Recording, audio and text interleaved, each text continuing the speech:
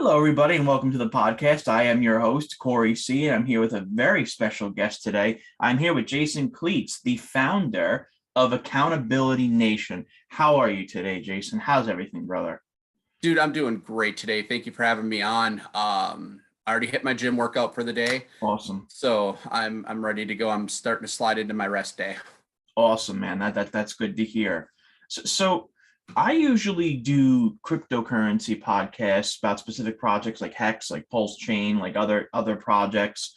So this is something a little different for me. So for our viewers, can you tell us about yourself? Sure. My name's Jason Cleets. I've started something called Accountability Nation.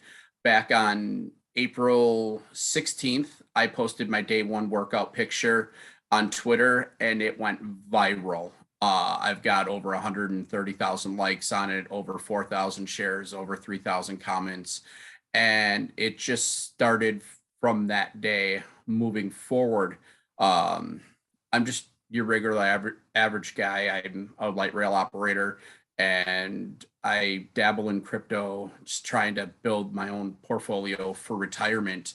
And then all of a sudden along comes this, and this is becoming a thing.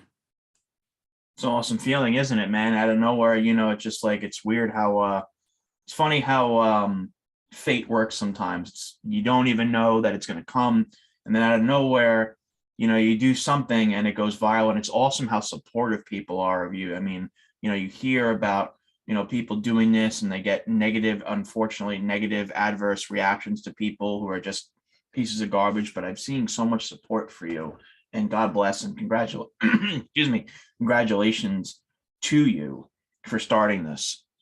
I appreciate that very much. And honestly, I appreciate everybody who's shown their support. And the biggest part of this whole deal is the idea that I'm inspiring others to do similar things. Oh And to yeah. me, that's already the biggest accomplishment of my life. And no matter what happens from here out, as long as I keep putting my workouts in, I've already won. Hell I yeah. mean, life's gonna do what it's gonna do, and things are happening behind the scenes. I'm getting contacts daily now about new things. So there is going to be some stuff coming up in the future that you'll get an opportunity to see as time rolls on. This whole thing is still really new. It's taking on its own direction, and we're going to see where it goes. Awesome, bro. I'm glad you're growing. I'm glad people are contacting you. You deserve it, man. You're putting in the work. And I'm looking forward to now learning about where this started. So let me ask you this, Jason. What event inspired your passion, your newly acquired passion for fitness? Why has it become so important to you? So over the weekend of April 1st and 2nd, we had our state convention for the Libertarian Party. Awesome. I went to my first convention and I got a picture taken with Dave Smith. And on the 14th of April, I actually posted that picture on Twitter and talked about how embarrassed I was to see myself looking this way, considering that I had put a lot of work in previous to COVID. Mhm. And because of that picture, it snapped me back into a mindset I was building previous to COVID. I was in the gym 6 days a week pre-COVID, and I had a monster routine going. So I see this picture and the fact that I had put 50 pounds back on, and I'm like, this is not me. This is not the guy I am. And that was my next wake up moment. Mhm. So I appreciate you saying that because there's always that spark for a reason on why people decide to go into a fitness type lifestyle, and it's different for many people, and I'm glad that you brought that up because when you look at yourself in the mirror, not just you speaking rhetorically, when you look at yourself in the mirror and you don't like what you see, you can either do two things. You can either pout and self-loathe and say that the world sucks, or you can take accountability, as your brand states, take accountability and do something about it. And I appreciate that you chose the latter path to do something about it. So that's really amazing. And I really, really appreciate you bringing that up. Because I need to talk about these things sometimes, man. Yeah, it really is. And one of the hardest questions you'll ever ask yourself is, It's very simple. Why? Why did you let yourself get to this point? Why are you okay with where you are in life? And why, in general, like once you start digging into those hard truths and really answering that question Right. with the dirty honesty that it is, you're never going to be able to move forward. And Right. it was asking those questions to myself and stating to myself, I don't accept where I'm at in life. I know I can do better. I know I have an opportunity to do other things. It's time to do that. And that's Right. where a lot of this started from, is that simple question of why. That's awesome, and I like that, and I appreciate that, and I appreciate you sharing that with me. So let me ask you this, Jason. There's so many different ways to join a fit to create a fitness plan, a fitness journey. You can cycle, you can jog, you can do calisthenics, you could do CrossFit, you can do jujitsu, you can do all of these different things. Now, you chose weightlifting and cardio. So why did you Correct. start weightlifting and exercising specifically? Was there any specific catalyst that you decided to do it regarding weightlifting? Yes, actually there was. So this goes back to 2011, and I did cover it in my first vlog on my YouTube channel, Accountability Nation. Awesome. Back in 2011, I was over 538 pounds, and I had a stroke because of a blood clotting issue I had, Oh God. and I effectively died, and I was resuscitated on my kitchen floor. Oh my God. Yeah, I went through 8 days in the hospital. I suffered some brain injury from it, and I was, for months after, I just kind of sat there and I was really disappointed that they brought me back. And then I started to think about it. It's like, well, wait a minute. I'm still here. There's got to be a reason for that. Exactly. And I started to change things back then.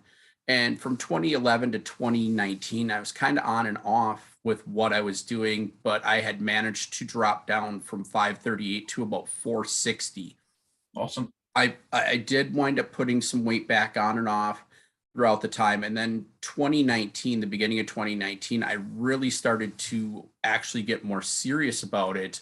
And I went from that 465, 470 mark down to 370. Awesome. And that was huge for me. And I put the work in, and then COVID hits. Yeah. Unfortunately, everything shuts down because, after all, we have to protect everyone else's health and without protecting our own.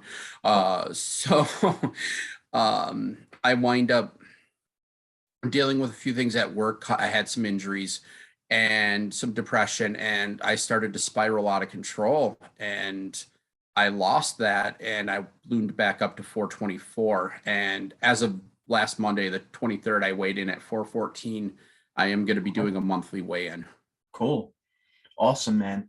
I wanted to ask you, you said resuscitated. If you don't mind me asking, did they tell you how long you were gone for? Yeah, I was gone for 7 minutes. They Wow. told me if they hadn't gotten there when they did, if they were 2 minutes later, I wouldn't be here right now. Wow. So that's how lucky I got. And I want to be able to use that fortune of getting a second chance to help others. And that's a direction that I personally am choosing to use. My platform that I was gifted for in future is to help others as well. Let me ask you this then, Jason. I know this wasn't a question, but this is probably something that's going to pique some of our viewers' eyes, Sure. about you being gone for 7 minutes. That's a decent amount of time here. I mean, we've been on Yeah. the air for about 7, 10 minutes. Did you see anything? Was there anything that you remember? Yes, actually, and this is probably part of the craziest of the story is I heard somebody say it's not your time, and then I felt like I was pushed back into my body. And when I Wow. awoke, my eyes actually weren't working. My senses were all off, and I woke up, and although I couldn't see, there was an image in my head of the paramedic that was right over me. And he said, "You gave us a really good scare there, Jason." And I'm like, "Well, I'm sorry to do that to you." And it took 5 men to put me into an industrial sized tarp and carry me down the steps from where I was living at the time.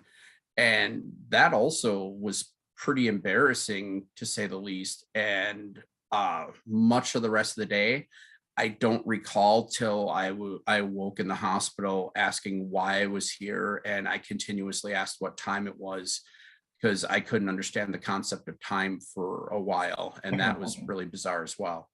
But yeah, the idea of getting pushed back into my body and hearing it's not your time was incredible. I can imagine that is that is some heavy stuff, man. That is really wild. I mean, I had to ask that because I know that I was genuinely curious, and I'm sure people who watch it who where we have that discussion, because everyone wants to know, everyone, men know they're doomed, just not the hour. And Right. um and it's a question that will always be in the subconscious of humankind. And it's definitely it's definitely interesting to speak to someone who has been there. So, and Yeah, I'm glad you're back, by the way.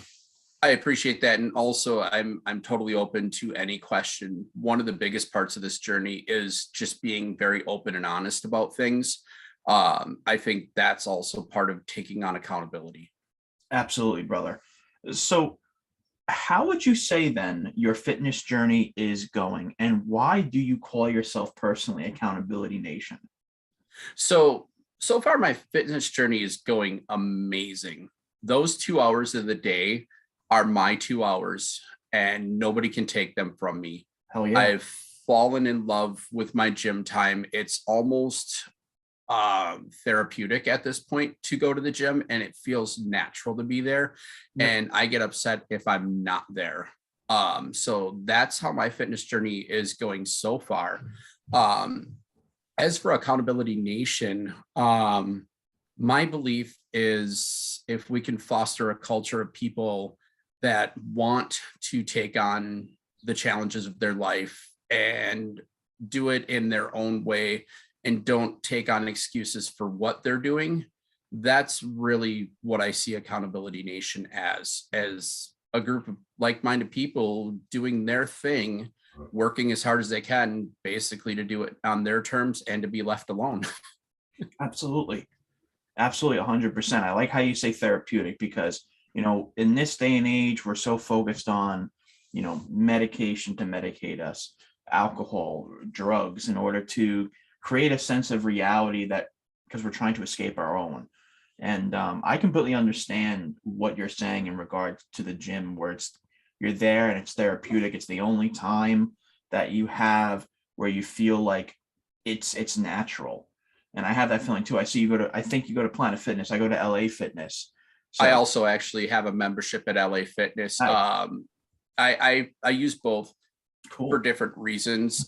Mostly with LA Fitness, they have a pool and they have Yeah. a hot tub and a sauna, and those are things I want to be able to use as well. Planet Fitness, they have a few machines that I personally really enjoy. So I've mostly been working out there lately because my shoulder's still on the rehab. And once that's completely better, I'll probably be spending a lot more time at LA Fitness. Cool, man. Yeah, I started at Planet Fitness, and then I went to Retro Fitness. That went under, and then I went to LA Fitness. And we have the biggest LA Fitness. I don't go to it now, but I used to live where the biggest LA Fitness on the East Coast. So it was massive. But Oh, that's awesome. yeah, man. So let me ask you this, Jason.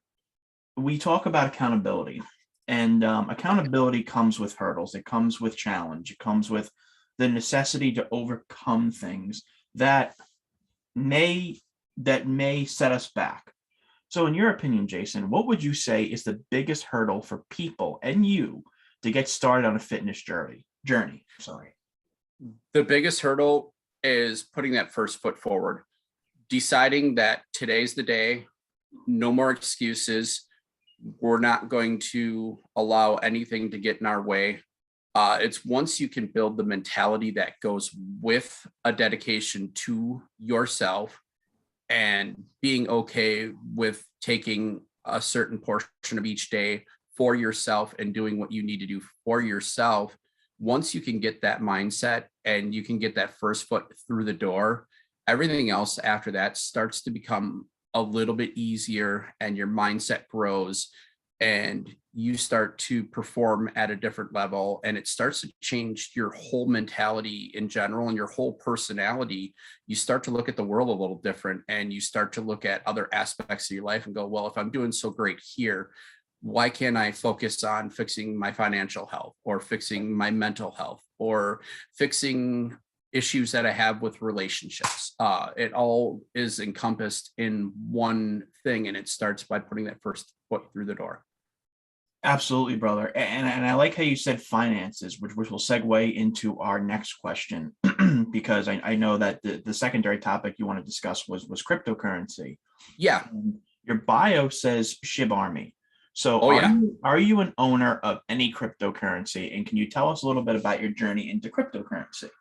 Absolutely. So November of last year, I made my first foray into buying cryptocurrency. I use Coinbase. I also use crypto.com, and I got a little on FTX. I started with Shiba Inu, Bitcoin, Ethereum, and I also now have some Doggle on Mars. I'm holding about 110 million of those coins. We'll see what happens Right. with that one. I mean, it's just a fleer on something. But my main holdings are crypto.com and Shiba Inu.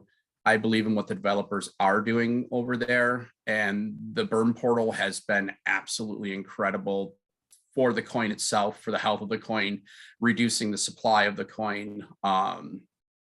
And that's been huge. I know right now the market's very stagnant, and it's going to be probably for some time.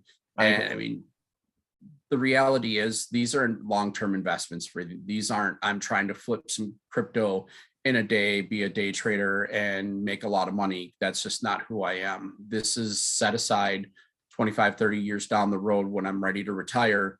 I have a nest egg set aside for me to live on. Cool, man. That's awesome. I like how I like how one of the main ethoses of this podcast is forward thinking, is being accountable for your future self, not only from a financial standpoint, but from a fitness standpoint as well. And I agree with you with the stagnant, and the stagnation of the market right now, with all the macro things that are going on, with the war in Ukraine, with massive inflation, with the rising costs of living. It's not looking good right now. But things will change. And I want to say, Jason, this was an amazing podcast that I had with you. I really appreciate you taking the time out to speaking with me about very personal things. These are not easy things to discuss. And I want to say thank you. And Jason, are there any closing thoughts that you want to say? Because this was an amazing time. I really can't Sure. wait till 200 days down the road, 300 days down the road, when you're swole and everyone else, and you come back on here and Oh you yeah. Jay Cutler. Oh yeah. I'll be back on anytime you want. I definitely enjoy coming onto your podcast, and I'm honored to be a part of it. Um, Big things that I look at, my motto in life, especially for working out, is don't leave the gym disappointed. And what that really means to me is make sure that when you're in the gym, you put in the work you feel good about putting in. Don't cash it in for the day. You're going to regret it. You're going to walk out of the gym. You're going to think about it for the next day until you get back into the gym and you correct it. And you're probably going to go a lot harder than you need to, and you could potentially injure yourself. So do the best you can at each workout day and avoid injuries, because injuries are costly setbacks. Oh, they're horrible, man. I'll tell you one thing, man. I had to stop bench pressing because I would do a max. Like my max for benching is around 315 for 2 reps. And I would always injure right here and here Ooh. and here. And it would last for like 4 months. And like in my 5 years of weightlifting, I have always just injured right here, nowhere else. And it's just, you're absolutely right, man. You don't want to get injured. It sucks. It's annoying. Half the time it's going to cost you more money when you're Yeah. injured, because you're going to have to go to a massage therapist or a chiropractor, or if God forbid it's not covered by insurance, your MRI or an X-ray. So yeah, take that advice, guys. Jason, I want to say today was a really awesome day, and I really appreciate your time, brother. And I can't wait to Oh, have thank you you. on again. This was Oh, great. absolutely. Thank you so much for having me on. Definitely Look me up on Twitter, Accountability Nation. I've got a YouTube channel. I've got one vlog out. It's not the best quality. It was my first attempt. We're going to keep dropping vlogs as the days go on, and go with it. Plus my Twitter, I've been posting plenty of videos of me working out when I have people around. So check me out there. I did start a TikTok, Accountability Nation. I am working on getting an Instagram set up and some of the other socials, so that way you can find me. I also did a Rumble channel, same Cool. name, Accountability Nation, for those that don't prefer the YouTube. Yeah, feel free to send me the links. I'll put them in the description. I'll send them all. Absolutely. I'll I send can them all. definitely shoot those to you. Yeah, please do. And I'll do that, and I'll have this uploaded within an hour, brother. Sounds good. Thank you so much. Thank you, Jason. All right.